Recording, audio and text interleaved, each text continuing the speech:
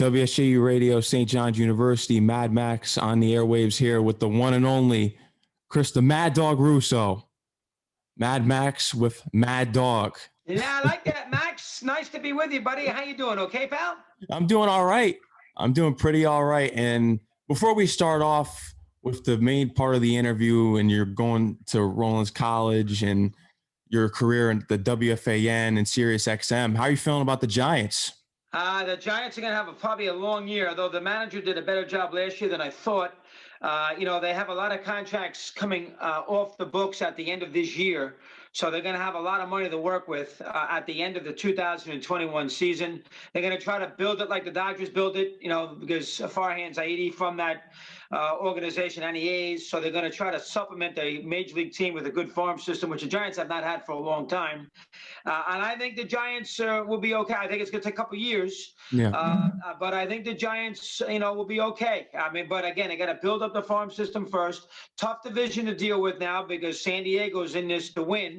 And of course, the Dodgers are not going away. So it will be a rough road for the Giants, Max. But, I think the days where they're just going to sort of work with veterans, figure out a way to, stay in the pennant race, add in July at the deadline, and try to make a run for a championship. I don't think they're going to, they did that. They won 3 times that way. Yeah. I don't think the Giants would try it from that standpoint. I think they'd be a little bit more sustainable here. And I think that's how they're going to try to build the team. So this year's, shaky, not making the playoffs in that National League, but down the road, I think the foundation will be built properly where they can be consistently good. Mm-hmm. In your mind, who is the greatest Giant of all time? Willie McCovey, Willie Mays, or Barry Bonds? Well, I can't put Bonds there because of the steroids. Yeah. So, I think everybody would agree that it's Mays. Obviously, it's a 2 different prong attack because Mays played in New York. But if you're going to look at it just in the Giants' in the history of the Giants, there's about 10 or 12 people that you can consider. And if you want to consider Bonds, go ahead.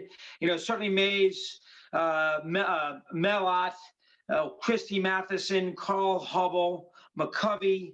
There's Marichal.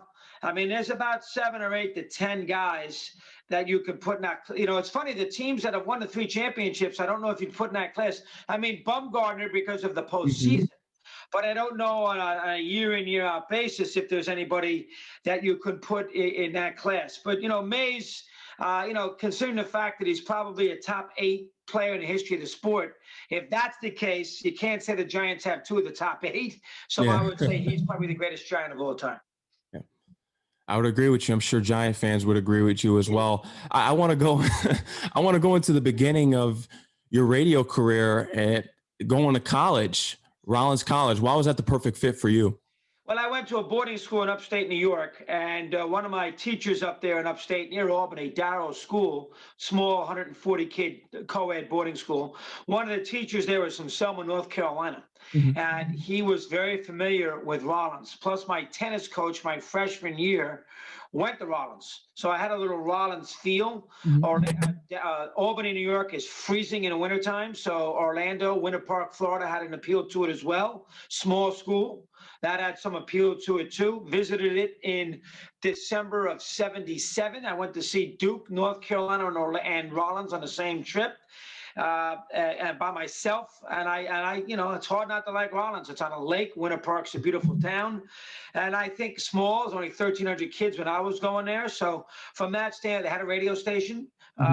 And they had a campus radio station that was obviously important because I did not go to Syracuse or Ithaca, 2 places where I got accepted in, and that's, I wanted to be a broadcaster. But Rollins just fit the bill on a lot of levels.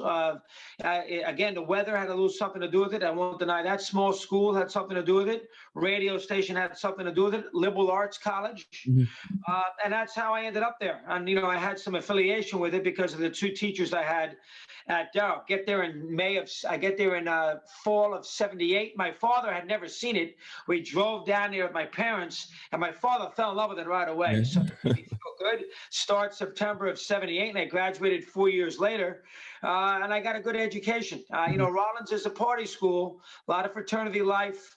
A lot of running over to New Smyrna Beach on weekends.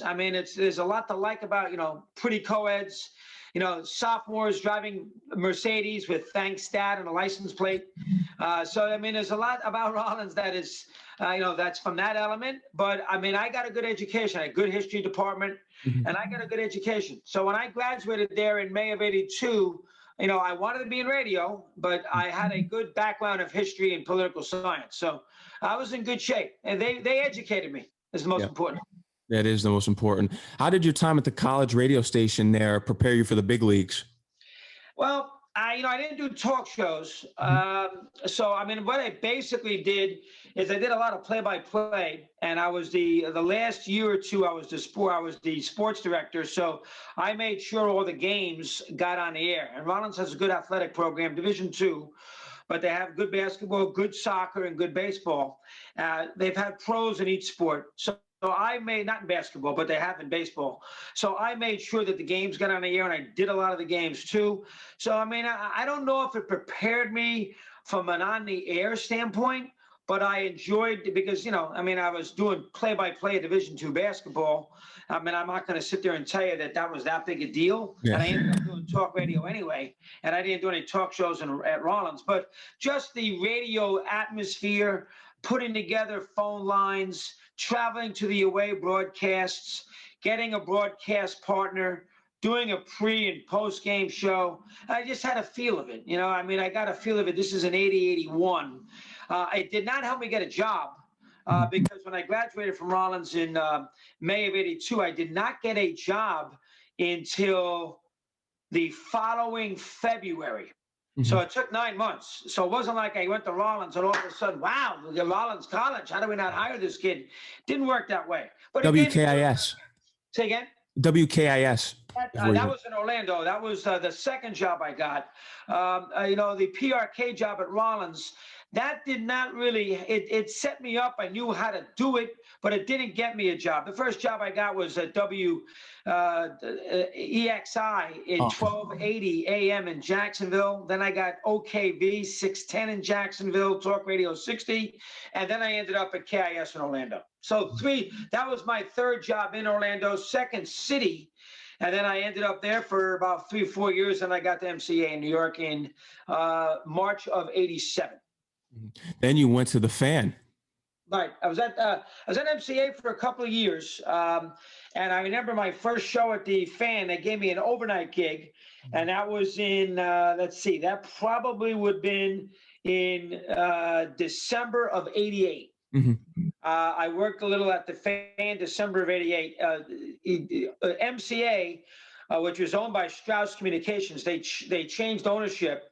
And a religious group bought them and made it an all-religious station. So I had to find something. And what I found was, sort of part-time work on FAM, which I just started in July of '87. So I got there basically a year and a half later. And they gave me a lot of fill-ins. I did overnights. I did...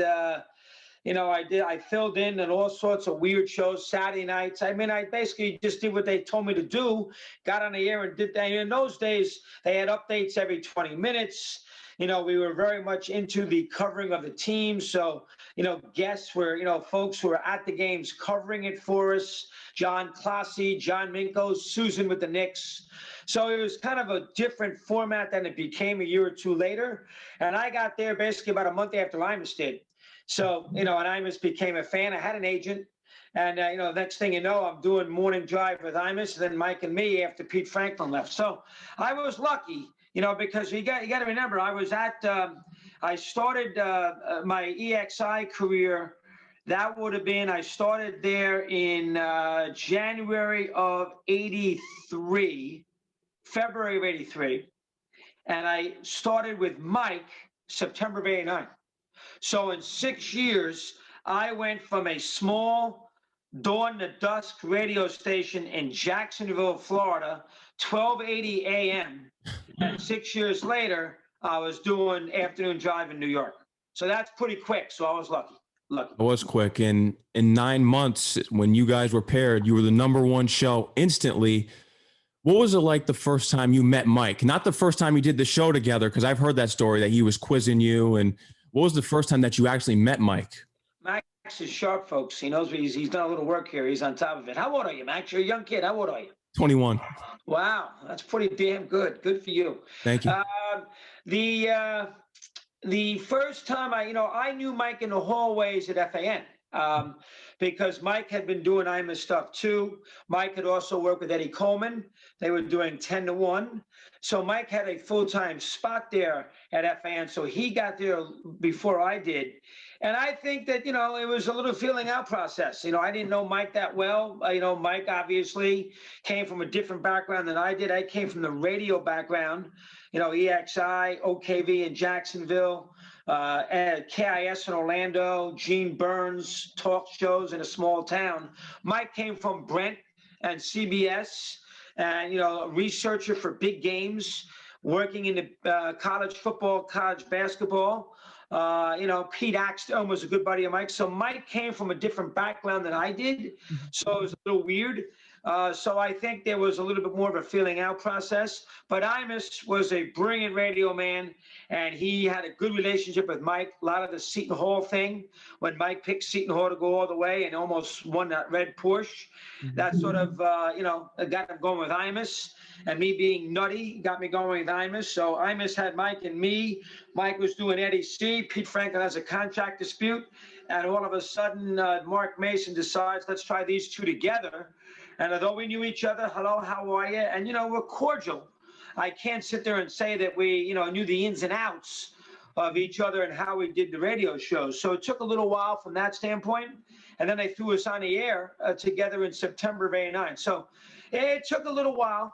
I remember that first week or so. I went away. I went to Puerto Rico. And I went to hang out in Puerto Rico before that first week started. And when I was away, Bart Giamatti died. The commissioner, he was in Martha's Vineyard, had a heart attack, and he passed away. And, Mike was on the air. It was like a Friday afternoon, and Mike was on the air at the time. And so Mike had a big story right away to sink his teeth into. And I was not in the mix because I was in Puerto Rico. So it's almost like Mike had a head start, and it probably took me a little while to catch up. But I think once we realized that we both could help each other, Mike was a lot funnier than people thought. I knew a lot more about sports than people thought. And once we had a little success, and, this partnership was what it was going to be. Obviously, you figure out a way, all the ins and outs, and there's some ups and downs, but you realize that you're good for each other. And I think we realized that after a while. But again, the biggest thing I can tell you from my standpoint, February of '83, I start at EXI in Jacksonville. I get to MCA in March of '87, and I start with Mike in September of '89. So I was very, very fortunate. Jacksonville is not Racine, Wisconsin. It's a city. They had the Renegade football team, the USFL. Orlando had the Renegades, who were the former Washington Federals. And so I knew all those play. I knew, I worked with the team. Flutie was in the league, Herschel Walker, the USFL, Sipe, Brian Sipe, the old Brown quarterback. And then all of a sudden, Pat Williams came, and the Orlando Magic was put together. So I was fortunate in those two spots. I had some USFL Jacksonville Bulls. Lindy Infani was the head coach. Larry Zonka ran the team, the old Hall of Fame running back from the Dolphins. And then, of course, I get so I was in the right place, right time. And I get to MCA, and it's New York City. It's a station that's got a great heritage. Nobody's listening to it. It's changed, but I can do what I want. 5:70 a.m. So I had a very hard apprenticeship for 6 years, but it was quick. So which is important. Working with a co-host, how do you think it made you better as running your own show by yourself? Well, remember, before I got with Mike, I basically did the shows by myself. So, that's right. I kind of did everything solo prior to Mike. MCA was solo. KIS in Orlando was solo. I did have a partner in Jacksonville, but in Orlando and New York, it was solo. I realized, it took a while. You're not going to throw two people in there and all of a sudden you're going to click. It took a while, but I realized of how to orchestrate a show. I like to play the director. In the heydays of Mike and Chris, I knew what made Mike tick, and vice versa. So I knew how to go into breaks. I knew how to handle the pacing. So, I mean, there's a different dynamic when you're doing a show with two people than when you're doing it by yourself. When you're doing it with two people, you got to give the other person room. It's terrestrial radio, so you got to get the commercial breaks in. The pacing has got to be pretty good. You got to do things that you may not love, i.e., say horse racing. And you have to realize, as Mike loved the horse racing, and you have to realize that there be things that you want to do that you got to put in the back burner, and it goes both ways because your partner is not into that today, and you got to do a good show first, not so much worry about your own deal. So I mean, I just it took a long time now. I mean, I was 29 years of age. I was 29. I hadn't turned 30 yet, so it took a long time for me to understand the dynamic of the two-man team. Took a long time. And it took Mike a long time. And we realized that although Mike wanted the show by himself, and probably I did too, that was not going to happen. So if we were going to make this show successful, we were going to have to do this jointly. We each were going to have to give a little to get a little. And I think it took probably a couple of years for us to figure that out. But I think once we did, we realized that, the show could be successful. And we hit New York at a perfect storm, Max. That's the most important thing. You got to look at the New York in the early 90s and the late 80s. The Mets were still decent. The Giants won a championship in 90. Riley got to coach the Knicks. The Rangers get Messier. The Yankees were, bad, but, it wasn't that much. They got Buck in there at 93, 94. Here comes Joe Torre. So there's a lot of things there that create a energy between a regular talk show and the city that you are working in. And New York got good with a lot of their teams. The Rangers won a cup. Knicks were excellent. Giants won a championship. The Jets were at least competitive. The Mets were bad, but sometimes that's good. Bonilla and all that nonsense with him and Brett Saberhagen and Vince Coleman, that adds some juice to it. And of course, you got the football giants who had the Parcells thing and they won a couple Super Bowls. And then, of course, the second one we were involved with, and then He Lives and all the dynamics there. And I think we realized, and then the Yankees took over in 96. So I think we realized that the perfect storm hit in the 90s and in those 2 decades when Mike and I were rising as a team. On the radio station that was 50,000 watts, 660 AM. So I had the first to do it. So all that converged at the perfect time. You're exactly right. A 19-year run, an incredible run, legendary, made history. And as you mentioned before, the New York teams were doing well. The Knicks were doing well as they're doing well now. I want to ask you about a particular night in 1992 when you and Mike hosted Marv Albert night at the Garden. Right. Boy, good job, Max. Yeah, that was Marv asked us to do that. It was his 25th anniversary with the Knicks. Marv asked, so 67, he must have became the full play-by-play guy. Marv asked us to do it. We hosted that at the Garden. I remember that when he played the Bulls that night. So you got Jordan sitting there at halftime as it goes long. I forget who we introduced at the half, but I remember I bought a Pat Riley suit at a Nick auction one year for juvenile diabetes at the Waldorf Astoria. Mike and I emceed that. And, the Knicks, there was like a welcome home dinner.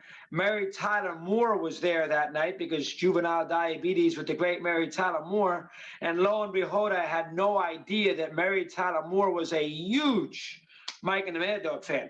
She lived up in Connecticut. She married a younger doctor there who lived in Brooklyn. So she used to drive all the time from Brooklyn to Connecticut, on weekends. And she loved Mike and the Mad Dog, which we had no idea. Mary Tyler Moore. I mean, geez, we had no idea. And I remember they had an auction that night for the Riley suit. And I did 2 things. I bought the Riley suit, number 1, for $2,200. And I bought a Knick trip to the Boston Garden to see the Knicks play the Celtics and fly up there with Dave Checketts on I don't remember if it was private. It may have been private up and commercial back. Anyway, to fly up to see the Knicks and the Celtics, and it was the first time I had seen a basketball game at the old Boston Garden, and Bird had 32.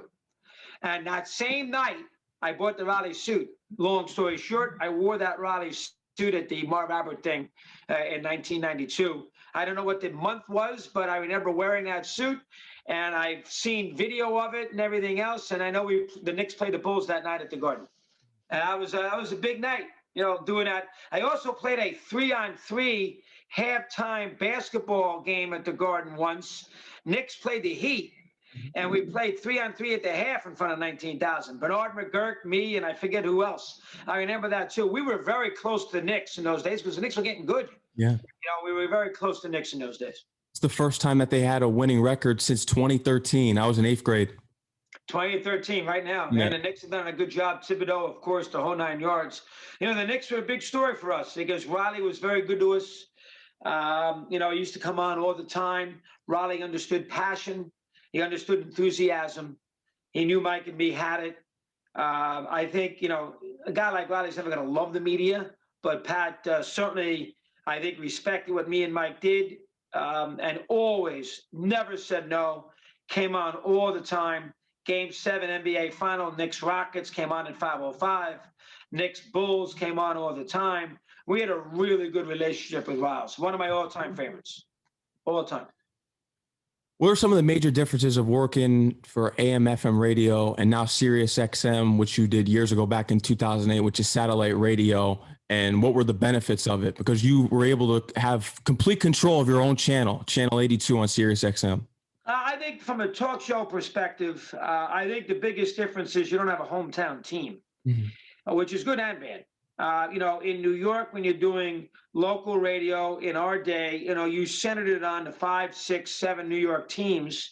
And, you could go 5 hours on why, Jeff Torborg pinch hit in the top of the 8th inning, 3-3 in Candlestick.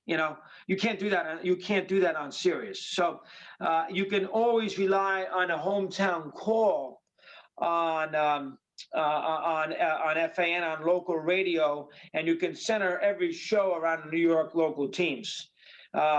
Especially every sport except for football, which you got to do a little more national. Can't do that on Sirius. The person in Walla Walla, Washington, is not that wrapped up in what's going on, with the Knicks Pistons at the Garden. So there is more of a tendency to look for big picture topics than there are, those topics that center around the local club. So that is good and bad. The good is that it gives you tremendous flexibility. You can do what you want, and you can find anything that might hit a chord with the fan base. And the negative is there are days when nothing's going to hit the chord, and you can't rely on the hometown team to carry a day on the air. So there is a negative and a positive. The flexibility is the great positive, and the negative would be the idea that you can't go in there and center it on the club. You don't really have a home. You don't have a hometown team, and I think that makes it. I think at times that can make it a little tricky. As far as running a channel, I did that for 5 years. It's a lot of work, because you got to be a boss and you got to make some tricky decisions, and you got to let the talk show hosts be the talk show hosts. Sirius XM in those days, they were going to pay me, but they were not going to go out there and pay the guy doing 10 to midnight a lot of money. So, it was tricky from, to hire people. You had to get them in New York City, and they were going to move you. So it was tricky. But, I think that we put together, we've changed a lot, but I think for the most part, we've put together a pretty good channel. We've evolved. We've made some, changes even recently with Pat McAfee. So we may, try to, hit the younger crowd a little more so than say the old standard sports talk, like sort of what I might represent. But I think overall we've made our inroads. Bottom line, at that time when I left Mike, it was time to make a change. I was 48 years of age, 19 years. I had done everything I was going to be able to do at FAN. I wouldn't have gone anywhere. I wouldn't have gone to ESPN. I wouldn't have done 1050 AM. I wasn't going to go up against Mike. But Sirius XM, when they gave you your own channel, they made it Mad Dog Radio. I thought that was a situation I couldn't say. It wasn't because of the money. Remember, I gave away a lot of money because I didn't have a simulcast with Yes. Because when I left FAN, I left the Yes deal too, because I was no longer going to be on Yes. I knew I was going into some sort of obscurity. So I knew that. And from everybody thinks, well, Chris left because they paid him a fortune. I was making good money at FAN. I mean, I left because of the fact I figured, you know what, time to go, try something new. I had a lot of confidence in Mel Karmazin. And I thought that this might be, at this point in my life, before I turned 50, a chance I may not get again. This is something to give it a chance and give it a try. So I did. Last two questions I have for you. Are you planning on writing a third book to the other two sports books that you wrote? And what's an important piece of advice that you can give someone that's in college radio right now who may be listening to this interview when it's aired? The books are hard because, part of writing a book and making it successful is the promotions of it. The first book I wrote in 2003, you would be amazed of how many signings I did and speeches at bookstores. I probably did 30. And I don't mean a speech that lasted 10 minutes. I mean a 40-minute speech and then, long lines of signing 300-400 books. And I was there 3-4 hours in an afternoon. So the promotion angle of selling a book is as much difficult as actually putting it, in print. I don't see that right. I did 2 of them. I don't see me doing that right now in my immediate future. As far as the advice I give, I would still go, there's 2 things I'd say. One, in my day, when you wanted to get started, you went to a radio station. 30, 40 years ago, if you wanted to start in radio, that's what you did. You started in a radio station. You went to a small town's radio station somewhere and wherever it might be, mostly AM, and do everything they told you to do. Go cover the PSA meeting, go cover the high school basketball game, go do the 11 o'clock nightly, news, go do updates, go do anything, and do it in a small town and, learn that way. That's what I did. Now, I don't know if that's the same way, and that's 1982, that's 40 years ago. I don't know if that's the same way to do that now, because there are so many different things that one can do to carve out a little niche for yourself. But I still think the old-fashioned way is the best way to go. And I still think getting involved in a decent media outlet, whoever that might be, where you can do a little bit of everything, I think that's your best bet. I think going out there out of college and, all of a sudden, well, let me do a podcast. Well, there's a billion podcasts. What makes you think that your podcast is going to be listened to? There's a million of them. So, or I'll go out there and I'll go write for a blog. Well, there's a million blogs. You want to be in a situation where you can stand out a little bit, where your uniqueness can shine through. And I think finding that avenue is the hard part. That's what I would recommend. I would recommend a kid who's a broadcaster, who wants to be in broadcasting. I would recommend going somewhere where, it's a KMOX in St. Louis. Not that you're going to get a job like that out of college. You go to KMOX in St. Louis, people listen to that station. Yeah. They do the Cardinals, they do the Blues. That's a Costas worked there. Dan Kelly worked there. Jack Buck worked there. There's a market for it. That's what I would do. Now, again, I don't know if somebody wants to pack up their belongings and go to St. Louis to start their career. The other thing I would recommend, if you're 23 years of age, don't tie yourself down. No serious girlfriends, no children at 24 years of age. Don't have 4 dogs. I just wouldn't do it. This career is very difficult, and you need flexibility to move right away, and you don't want to have to worry about putting food on the table. So from that standpoint, we want to worry about yourself. So from that standpoint, if you really want to try to be successful in this business, in media, I would, and you're young, in your young 20s, plenty of time to get married, plenty of time to be a father. I don't think you have to do that for the first 4 or 5 years. Get your career organized first, and then go in that department. Well said, Chris. Thank you. I appreciate it. Anything else you'd love to tell the audience up here at St. John's University? St. John's is a wonderful place. I remember in October 5th, one year on Midnight Madness, Mike and I did a show on a Saturday night, Midnight Madness, when Felipe Lopez was a freshman, his first practice, and Brian Mahoney was the head coach. I remember that very, very well. I remember Mike went to St. John's, so we did a lot of broadcasts for St. John's, and I remember Also, David Halberstam did the St. John's games on radio. And I remember one time he asked me to do the games with him. One game, I think I did the Providence game, and Halberstam let me call the second half. So I got a little St. John's blood in me, just like everybody else does. Plus, my old partner went to St. John's. Yeah. So my best friend went to St. John's. You know, I love the Johnnies. So from that standpoint, good for you, Max. And you did a wonderful job here. Sharp, on point, knew what you were doing, and had an impact. So you give yourself some credit. Well done. Thank you, Chris. Anything else? Is that it? That's the final words. Yeah, that's the best I can give you right now. Stay peppy, stay enthusiastic. And remember, when you're doing a radio show, nobody wants to hear about your bad day. The people listening have had a bad day, maybe. They want to hear you having a bad day. So when you're on the radio in any shape, way, or form, or on television, be enthusiastic, be peppy. You're right. That sells. You're right.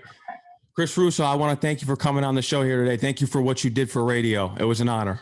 All right, Max. Good job, Al. Appreciate it very much. Take care and stay safe. Okay, buddy. Yep.